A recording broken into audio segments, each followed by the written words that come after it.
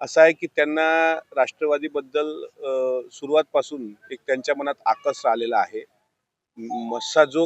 चे सरपंच संतोषराव देशमुख यांच्या हत्येचा तपास डायव्हर्ट करण्याकरताच दमानियाताईंनी अशा प्रकारची वक्तव्य चालवली आहेत का, हे सुद्धा सर्वांनी तपासलं पाहिजे.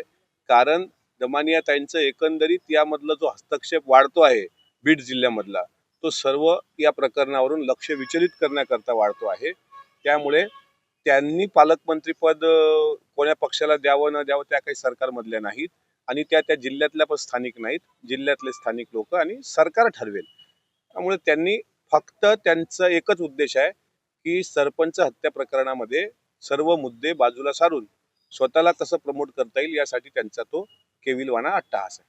तर मी यापूर्वी पण बोललो होतो, बीडचं पालकमंत्री पद आणि पालकत्व दादांनी घ्यावं, पण शेवटी अंतिम निर्णय तिन्ही पक्षाचे वरिष्ठ नेते एकत्र येऊनच घेतील.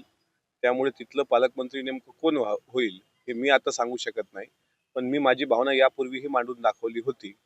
तुर्तास इतकंच सांगतो की अजितदादा महाराष्ट्राचं एक नेतृत्व आहेत आणि ठीक आहे, काही लोकांचे आक्षेप असतील काही जिल्ह्यांच्या कायदा सुव्यवस्थेच्या संदर्भामध्ये, तर ती दूर करण्याची क्षमता दादांमध्ये आहे. त्यामुळं पुणे जिल्ह्यासोबतच दादांनी बीड असेल, आमच्या विदर्भातही आमचा अमरावती जिल्हा असेल, इकडं सुद्धा पालकमंत्रीपद घ्यावं. कारण मागच्या काळात तुम्हाला माहित आहे देवेंद्रजींकडे 5 जिल्ह्याचं पालकमंत्रीपद होतं.